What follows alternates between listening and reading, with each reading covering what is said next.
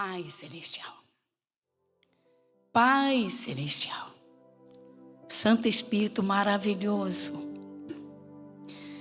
o Espírito da criação, o Onipotente, Pai de nosso Senhor e Salvador Jesus Cristo, por quem tudo foi criado e por quem tudo existe. Pai, nenhuma palavra saída da tua boca, nenhuma se perde. Como o Senhor diz, porque os céus e a terra passarão, mas as minhas palavras jamais haverão de passar. Como é feliz, Senhor, quem te ouve. Como é feliz quem abre o coração, porque de ti vêm as soluções. Do Senhor vem, Pai, as bênçãos, os cuidados, o zelo, as maravilhas que só o Senhor opera nesta terra. Como é feliz, Pai, quem anda com o Senhor, o Deus da criação, mas o Deus invisível. Pai, o Senhor sabe o que cada um está vivendo neste momento.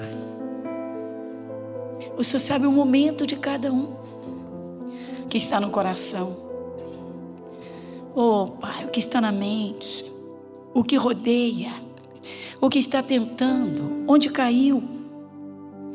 E o Senhor estende a mão forte. Ah, Senhor, com mão forte o Senhor tirou o povo de Israel do Egito, e com mão forte o Senhor tira, Pai, do abismo, do fracasso, da doença, da agonia, das prisões.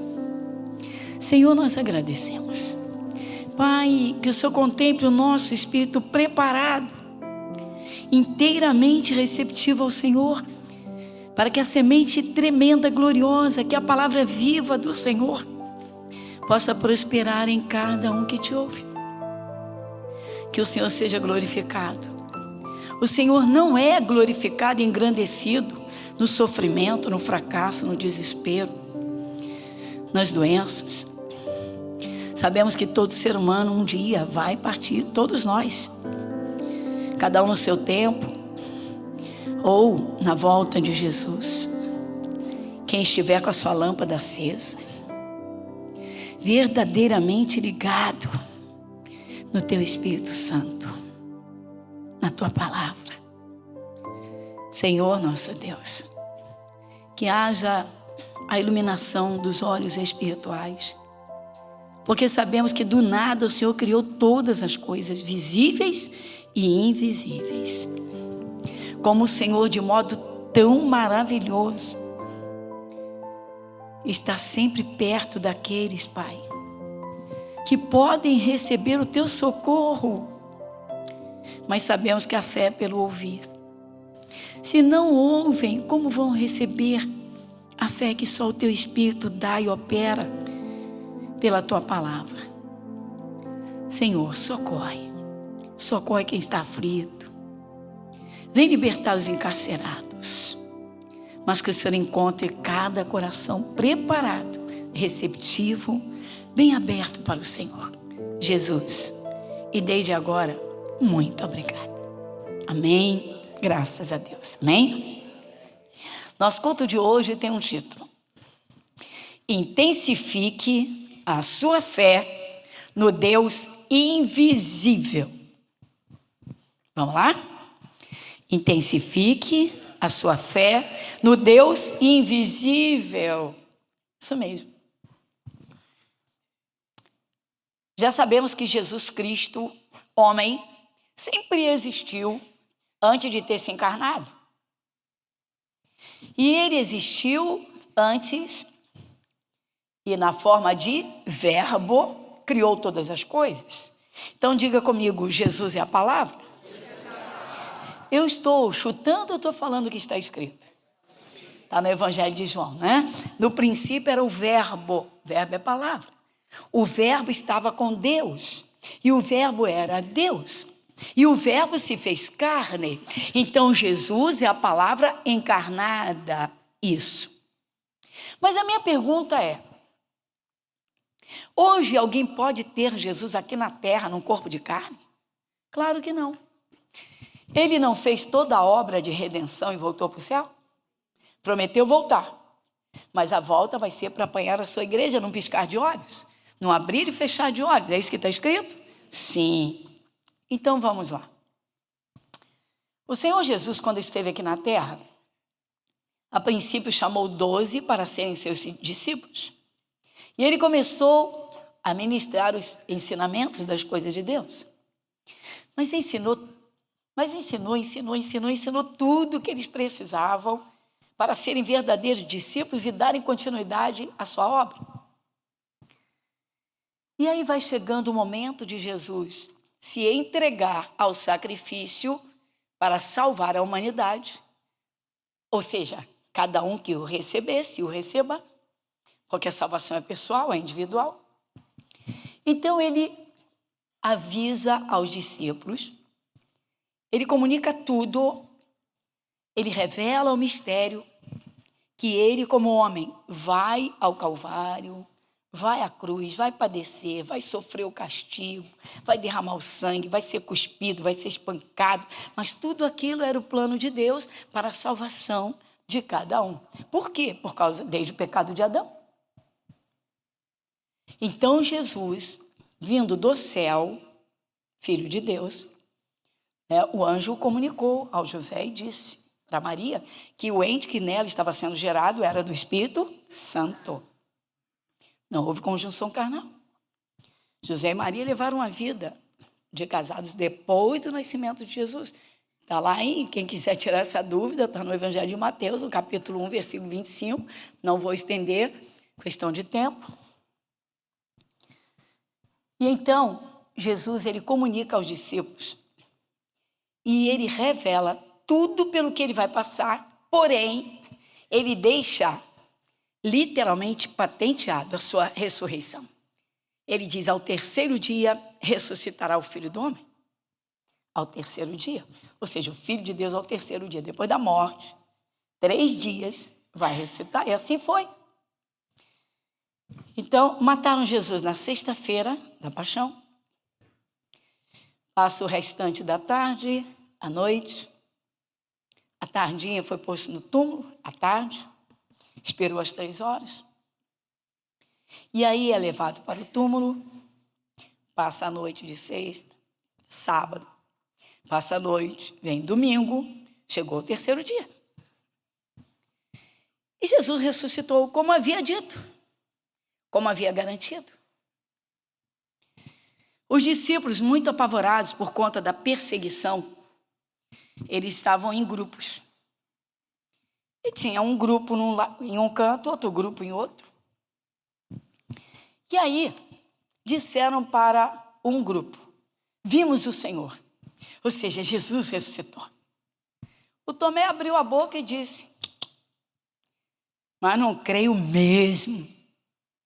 Só que ele estava junto quando Jesus falou que ia ressuscitar. Então, ele não creu na ressurreição de Jesus. Assim são muitos filhos de Deus hoje. Hoje, Jesus não está fisicamente na terra e não está limitado a um corpo físico. Portanto, ele não está apenas junto de um ou daquele grupo que está ali. Ele hoje está em espírito. Então, ele pode estar em qualquer lugar. Pode estar em um ou outro, ou pode estar em todos. Se todos o ouvirem, é claro, servirem. Mas eu quero iniciar esse entendimento, cujo título é Intensifique a sua fé no Deus invisível, o único. Eu quero iniciar compartilhando com vocês as palavras de Jesus para o Tomé, porque Jesus esteve de modo invisível do lado do Tomé quando ele falou: eu não creio. De modo nenhum, eu não creio. Eu não creio, só se eu vir o buraco dos cravos, o lugar da lança, se eu colocar minha mão, eu tenho que colocar meu dedo lá no lugar dos cravos, a minha mão no lugar da lança. Ou seja, Se os meus olhos físicos não virem, eu não vou crer. É preciso tomar cuidado, porque parece que a maioria hoje está assim. Poxa, eu oro, Deus não me atende. Eu oro, Deus não me atende. Então vamos lá. Evangelho de João, capítulo 20, versículo 29.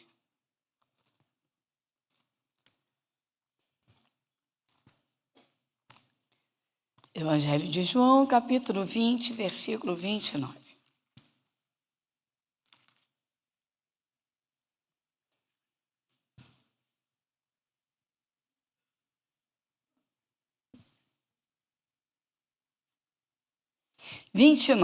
Quem lê comigo? Vai. Disse-lhe Jesus: por que me viste, Tomé? Creste? Bem-aventurados os que não viram. Então diga: eu não vejo Jesus, mas eu creio nele. Diga: eu não vejo Jesus, mas ele está em mim. Diga: eu não vejo Jesus, mas ele está junto comigo.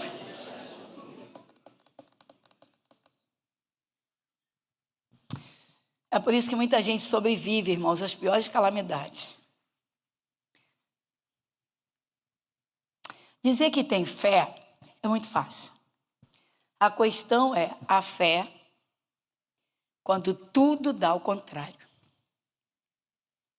Quando tudo é contra. Quando nada dá certo. Você diz assim: não é possível, Deus se distanciou de mim. A questão é alimentar uma fé firme no Deus invisível, de que a sua presença é permanente. Quer tudo esteja bem, quer tudo esteja mal, Jesus não abandona os seus servos. A questão é a fé. A questão é a fé.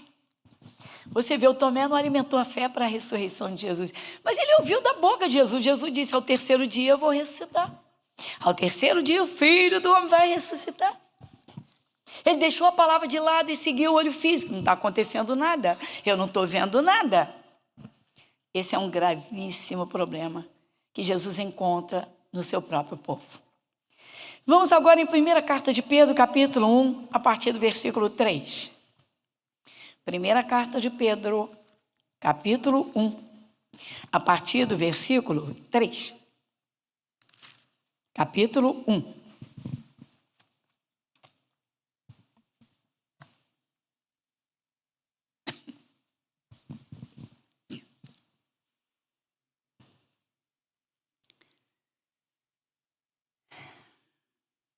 Isso, versículo 3, capítulo 1, primeira epístola, né? A primeira.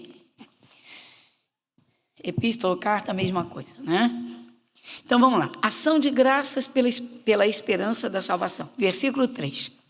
Bendito seja o Deus e Pai de nosso Senhor Jesus Cristo, que segundo a sua grande misericórdia, nos gerou de novo para uma viva esperança, pela ressurreição de Jesus Cristo dentre os mortos. Dá uma paradinha. Diga: Jesus ressuscitou. Diga: ele já ressuscitou. Nunca mais morrerá e nunca mais alguém conseguirá matá-lo. Nunca mais. Por isso, gente, a necessidade das pessoas aceitarem a Jesus, porque quando ele entra, literalmente, a vida entra. Ele diz: eu sou a ressurreição e a vida. Quem crê em mim, ainda que esteja morto, viverá. Versículo de número 4. Para uma herança incorruptível, incontaminável, e que se não pode murchar, guardada nos céus para vós. Dá uma paradinha? Quem zela pela sua salvação, irmãos, zela literalmente, tá? Pela grandeza da presença de Jesus em si mesmo. Por quê? Porque tudo que Jesus falou e fez não pode sofrer 1 milímetro ou 1 milésimo de sombra de variação. Quando você pediu para ele colocar o seu nome no céu, ele colocou. Quando você entendeu uma palavra, ele revelou a você. Ele esperava que você assumisse para que ele pudesse cumprir. Por quê? Porque ele não muda. A palavra dele é imbatível, invencível, imutável. Aí o pessoal diz assim, você quer ver? Olha uma criancice.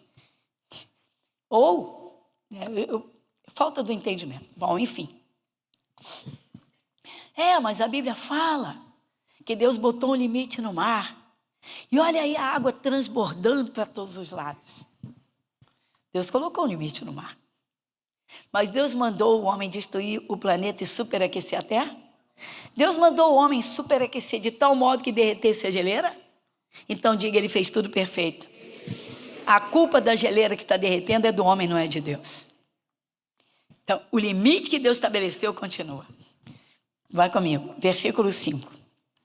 Que mediante a fé, entra agora, hein? Olha a fé aí. Que mediante a fé estáis guardados na virtude de Deus para a salvação, já prestes para se revelar no último tempo. Diga, está pertinho. Pois é, está tudo acontecendo para a volta de Jesus. Mas como tem gente que não dá a devida atenção, ou não se liga, ou está tão ligado nas coisas da terra que não está percebendo que as coisas estão acontecendo, como Jesus falou. Jesus falou de guerras e de rumores de guerras, de fomes, de pestes, coronavírus. O que é peste? Doença contagiosa que atinge uma mega gama de pessoas, uma multidão. E aí, falou de fomes, falou de terremotos em vários lugares. O que mais que ele falou? Vamos lá. Do esfriamento do amor. Nós vimos aí, São Paulo, um menino de 16 anos, por conta de celular, o pai querendo que ele estudasse, e simplesmente, assassinou os pais. A irmã, que isso? Eu quero isso, eu quero aquilo, eu não quero isso, eu não quero aquilo, eu quero, não quero. E depois no rio, a mesma história. Os demônios são sempre os mesmos. Debaixo do comando de Satanás, de Lucifer, para roubar, matar e destruir a humanidade. Mas Jesus está aqui dizendo, a tua esperança não é morta, ela é viva, porque a tua herança está incontaminável, ela está preparada, ela é prontinha para você. Ou seja, aquilo que você crê, aquilo que você assume da palavra, ele trabalha na tua vida, e isso pode ser hoje, e é hoje. Hoje você crê que Jesus levou a tua enfermidade, você assume, o poder de Deus opera. Hoje você crê naquilo que ele garante, que ele te protege. E aí, ele cuida de você. Versículo 6.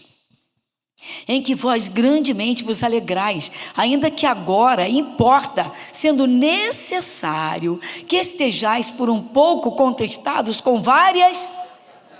Você acha que o diabo vai tentar quem não dá fruto? Vou te fazer uma pergunta. Alguém incomoda uma árvore... Uma árvore frutífera não tem nenhum fruto. Alguém vai puxar uma cordinha, botar uma latinha, vai puxar o galho para arrancar o fruto? Não.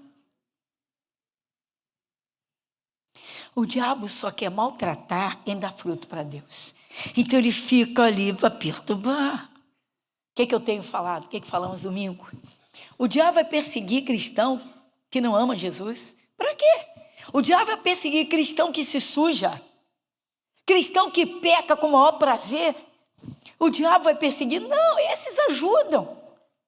Cristão sujo ajuda o capeta. Porque quando você vai evangelizar alguém diz assim, você quer que eu seja crente? O pastor fez isso, o pastor fez aquilo. Eu conheço um pastor que... É assim. Aí você não vai contender, porque Deus manda, diz ao servo do Senhor, não convém contender. E aí? Pois é. Então, gente, se liga. As coisas de Deus são incorruptíveis. O que Ele abrir para você vai depender de você, porque Ele não muda. Diga, Jesus não muda. Seu poder não muda. Sua graça não muda. Suas bênçãos não mudam. Seus cuidados não mudam. Versículo 7. Para que a prova da vossa fé, muito mais preciosa do que ouro, que perece e é provado pelo fogo, se ache em louvor e honra a glória na revelação de Jesus Cristo. Olha aí, pessoal. Eu vou reler esse versículo. Olha bem essa palavra.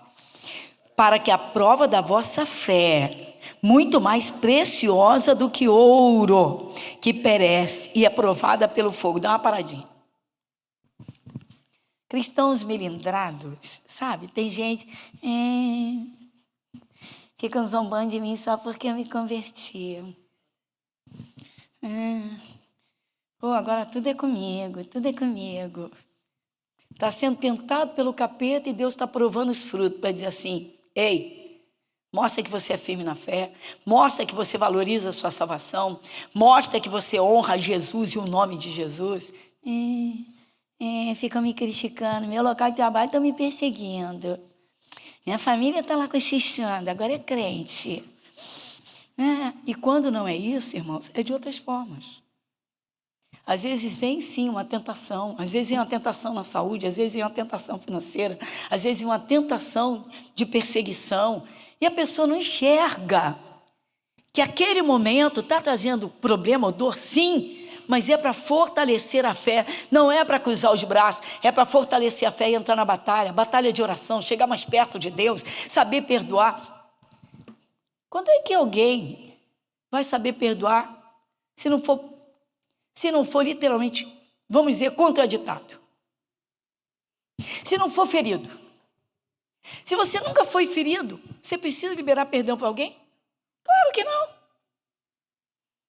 Às vezes Deus permite ter essas pessoas difíceis para o cristão crescer. Porque aí é que ele vai dar prova verdadeira da sua fé. Porque fé é isso. É cumprir a palavra, é praticá-la contraditando todas as circunstâncias. O que o Tomé disse? Se eu não vir, ou seja, se os meus olhos físicos não virem o buraco dos cravos, se eu não colocar meu dedo. Tem gente assim. Estou passando tudo isso, Deus não está vendo. Deus não tá vendo que teu chefe está te perseguindo. Não, ele não está vendo. Deus não está vendo. Deus não está vendo, né? Que o marido está de cabeça quente, está até machucando a esposa. Não, Deus não está vendo. Por que não se dedica mais a orar? Por que não exercita guardar o coração? Você imagina um soldado que vai para a guerra despreparado. Bota uma arma na mão dele e diz, vai para a guerra. Quando ele está diante do inimigo, ele diz, como é que eu mexo isso aqui?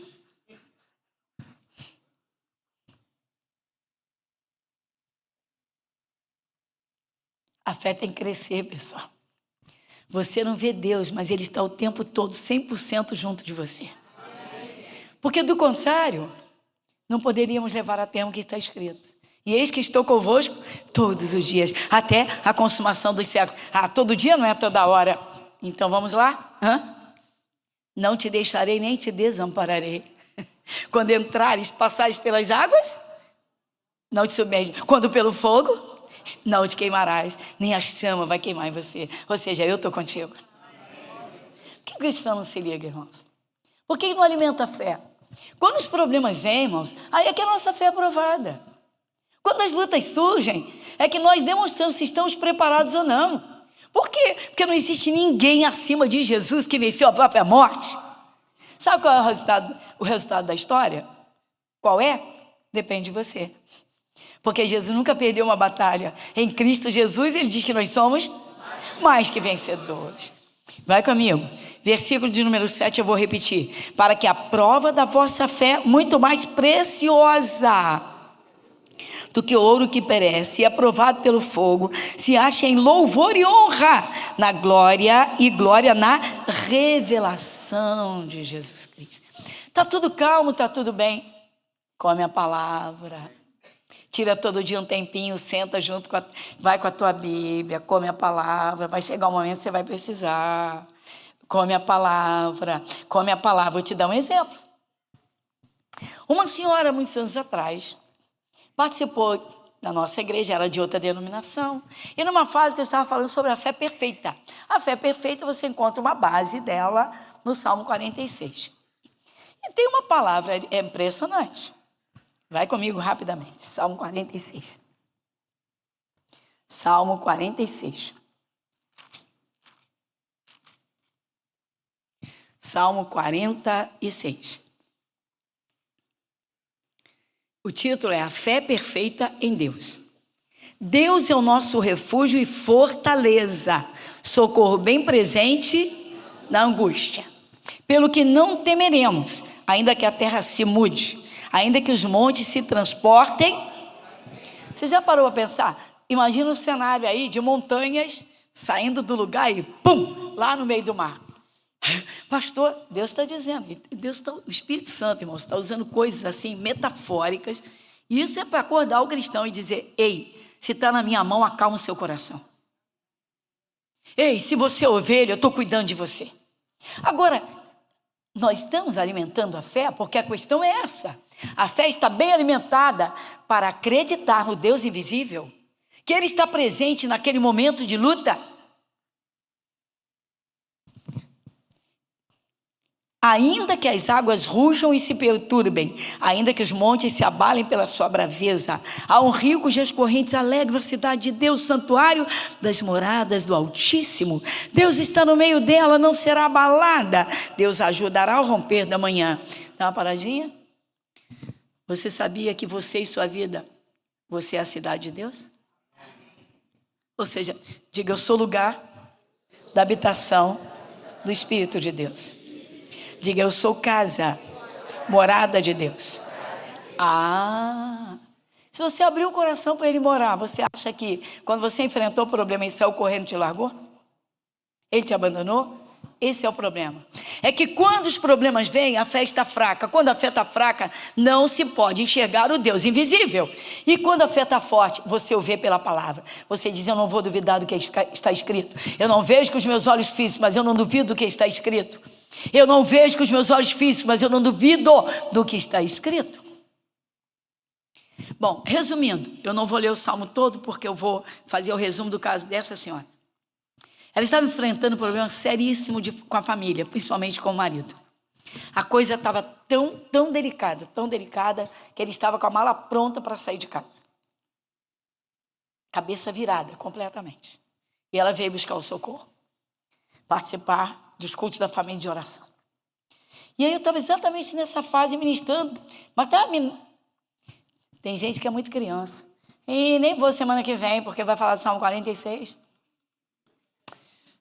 Semana que vem eu não vou, porque vai falar, né? Fortifique a sua fé no Deus invisível. Olha, irmãos, tem gente que está correndo um risco aí de, no dia do juízo, prestar contas seríssimas a Deus por ter desprezado a palavra. Quando Deus insiste numa parte, é para criar estrutura. É para dar uma base de vida. É para criar a coluna de sustentação para você estar forte ali. É para dar cobertura. O mal que vier, você está guardado. Está no esconderijo do Altíssimo. Então, aí eu fiquei muito tempo falando sobre o versículo 10. Vai comigo. Aquietai-vos e sabei que eu sou Deus. Serei exaltado entre as nações, serei exaltado. Agora escuta essa. Ela já estava várias semanas ouvindo, lendo, já era de Jesus, mas não tinha entendimento. Já estava lendo, estava ouvindo, estava lendo, estava ouvindo. A fé estava crescendo, vai escutando. A mala do marido estava pronta. No dia que eu dei essa palavra aqui, ela falou assim: minha resposta. Ou seja, vou acabar com a ansiedade, com a preocupação. Eu vou descansar. Nesse dia, ele chegou em casa, ela estava em casa, tudo arrumadinho, mesa pronta, e ele... Ele passa a mão na mala. Estou indo embora. Olha que coisa interessante. Ela disse: pastora, minha casa é casa baixa. Tem uma entrada pela sala e tem uma entrada pela área de serviço. Vai escutando. Estou indo embora. Ela foi com a mala. Ela disse: quando ele virou a porta, eu falei: vai, tu sai por uma porta e entra pela outra. E aí falou: em nome de Jesus. Falou: pastora, a palavra entrou. Já vinha umas semanas orando e entendendo a palavra. Ou seja, ela já estava dando cobertura a ele fazia tempo. E chegou o momento de guerra, né? Para desligar, arrancar aquele espírito enganoso do coração, dos pensamentos. Olha, demônio, você que está querendo destruir minha família, você que está querendo dividir minha casa, você que botou uma paixão no coração dele, virou a cabeça dele, você vai sair em nome de Jesus. Ela já tinha tido esse momento de fé no culto e já tinha desfeito a obra do diabo na vida do marido. Mas ali foi a última cartada do diabo. Então o marido virou para ela: estou indo embora, chega. Passou a mão na mala. E ela disse exatamente isso. Quando ele virou a curva, ela disse: tu sai por uma porta e entra pela outra, e volta pela outra, em nome de Jesus. Aí quando ele arrancou com o carro, ela disse assim: diabo, acabou, tu perdeu. Está pensando que eu vou chorar? Espera. Pastora, fui para o meu quarto, comecei a louvar ao Senhor. Comecei a louvar. Ela falou: eu fiz igualzinho a turma do Josafá. Louvei. 3 dias depois vem ele sem graça. Aí ele viu a luz da sala acesa, entrou de mansinho pela varanda. Ela falou: até no físico Jesus fez. Ele saiu pela porta da sala e voltou pela varanda. Isso é um dos testemunhos que nós temos de batalha espiritual. Uma viva esperança. Uma fé viva. Repete comigo: uma fé viva. Lê comigo agora de novo 1 Pedro, capítulo 1, vai comigo.